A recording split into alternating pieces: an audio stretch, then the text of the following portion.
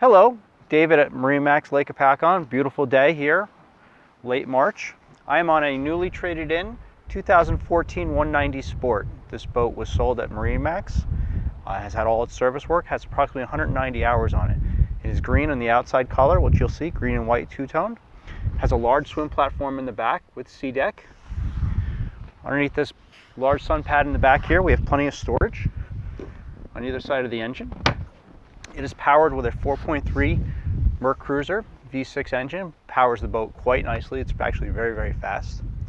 We have dual captain's chairs, flip up bolsters on both, grab handles. Up here on the helm, we have a digital depth finder.